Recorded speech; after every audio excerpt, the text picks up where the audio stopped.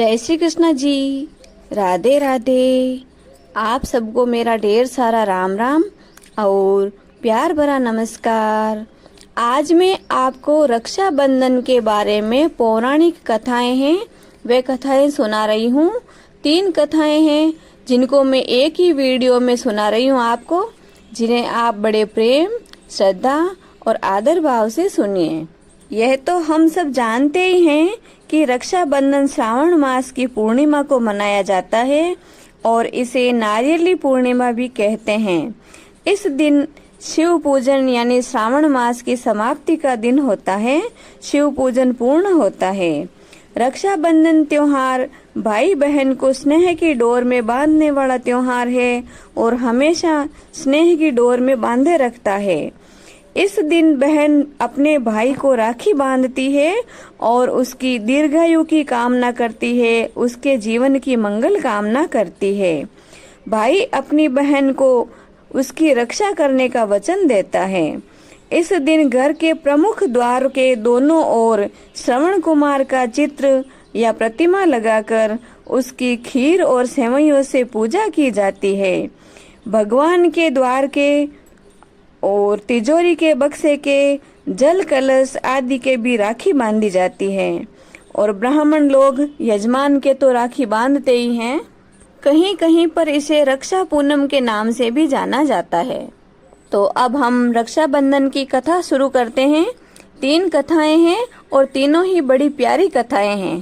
पहली कथा राजा बलि की कथा है। तो अब हम जानेंगे इस कथा के माध्यम से कि रक्षाबंधन कितनी प्राचीन समय से चली आ रही है। बोलिए श्री विष्णु भगवान की जय, लक्ष्मी मैया की जय। राजा बलि ने जब भगवान विष्णु वामन रूप धरकर आए थे और 3 पग भूमि मांगकर धरती, आकाश और पाताल तीनों को ही 2 पग में माप लिया और तीसरा पग राजा बलि के ऊपर रखा। फिर राजा बलि से कुछ मांगने को कहा कि हे राजा बलि, मैं तुझसे बहुत ही प्रसन्न हूँ, तू तेरा मन चाहा वर मांग। तब राजा बलि ने भगवान विष्णु से कहा कि हे प्रभु, मेरी तो एक ही मनसा है कि आप मेरे यहाँ यानी इस पाताल लोक में 4 महीने तक पहरेदार बनकर रहेंगे। मुझे ऐसा वरदान दीजिए। अब दोस्तों, भगवान विष्णु ने तो ऐसा कभी नहीं सोचा था कि राजा बलि आखिर क्या ही मांग सकता है। भगवान विष्णु को कुछ क्षण तक तो चिंता हुई। उसके बाद उन्होंने सोचा कि भक्त तो आखिर भक्त है, इसने जो मांगा है, हम इसके वचनों में बंधे हुए हैं, वो तो हमें देना ही होगा। तब से ही भगवान विष्णु लक्ष्मी जी को स्वर्ग में ही छोड़कर प्रत्येक वर्ष में 4 महीने तक पहरेदार के रूप में राजा बलि के यहाँ पर पाताल लोक में रहने लगे।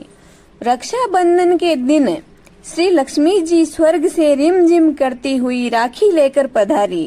राजा बलि को भाई बनाकर राखी बांधी, भतीजों और भाभी के राखी बांधी।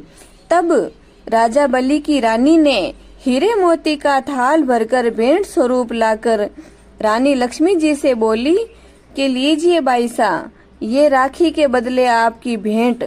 तब लक्ष्मी जी बोली कि भाभी, हीरे मोती के तो मेरे घर पर भी भंडार भरे हैं, ऐसे आभूषण तो मेरे घर पर भी बहुत है। मैं तो मेरे बांधे हुए पति यानी भगवान श्री विष्णु को छुड़ाने के लिए आई हूँ। इस प्रकार पहले तो राजा बलि ने भगवान विष्णु को 4 महीने के लिए पाताल लोक में मांगा था और अब लक्ष्मी जी को अपने पति को मांगने के लिए राखी लानी पड़ी थी। बोले श्री विष्णु भगवान की जय, लक्ष्मी मैया की जय। अब हम रक्षाबंधन के बारे में दूसरी कथा सुनते हैं। एक बार भगवान श्री कृष्ण के हाथ में चोट लग गई थी तथा बहुत सारा खून गिरने लगा। पास में खड़ी द्रौपदी ने देखा तो उसको बहुत दया आई। वह सोचनीय स्थिति में पड़ गई कि आखिर इस बह रहे खून को कैसे रोका जाए। उसको उपाय सूझा और उसने तुरंत अपनी साड़ी का छोर यानी पल्ला फाड़कर भाई श्री कृष्ण के हाथ में बांध दिया। इसी का ऋणी होने के कारण भगवान श्री कृष्ण ने दुशासन के साड़ी खींचने पर द्रौपदी की साड़ी बढ़ाकर द्रौपदी की लाज रखी थी। ऐसा ही एक इतिहास हमारे सामने और भी है कि चित्तौड़ की हिंदू रानी कर्मवती ने दिल्ली के मुगल बादशाह हुमायूं को राखी का डोरा भेजकर अपनी सहायता मांगी थी। हुमायूं ने कर्मवती के डोरे को राखी मानकर उसके मान सम्मान की रक्षा करने की ठानी। उस युद्ध में रानी कर्मवती की जीत हुई थी। रक्षाबंधन के बारे में दोस्तों एक कथा यह भी है कि प्राचीन काल में एक बार 12 वर्षों का पराभव हुआ था और असुरों ने स्वर्ग पर आधिपत्य कर लिया।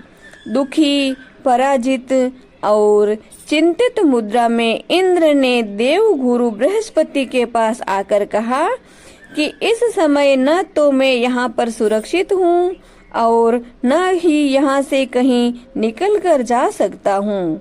ऐसी दशा में मेरा युद्ध करना ही अनिवार्य है, जबकि अब तक के युद्ध में हमारा पराभव ही हुआ है, यानी हमारी हार ही हुई है, हमारी पराजय हुई है। इस वार्तालाप को इंद्राणी भी सुन रही थी। उन्होंने कहा कि कल श्रावण शुक्ल पूर्णिमा है, मैं विधि विधान पूर्वक रक्षा सूत्र तैयार करूंगी। उसे आप स्वस्ति वाचन पूर्वक ब्राह्मणों से बंधवा लेना। इससे आप अवश्य ही विजय प्राप्त करके आएंगे।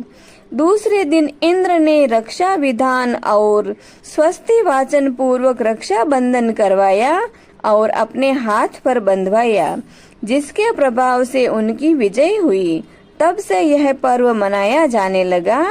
उस दिन बहनें भाई की कलाई पर रक्षा सूत्र बांधती है और भाई की विजय की और लंबी उम्र की कामना करती है। तो दोस्तों, ये थी रक्षाबंधन के बारे में पौराणिक कथाएं, पुरानी जानकारी और रक्षाबंधन कब से शुरू हुई है उसके बारे में कुछ बातें थी। आप कमेंट बॉक्स में कमेंट करके मुझे जरूर बताना। जय श्री कृष्णा जी। राधे राधे।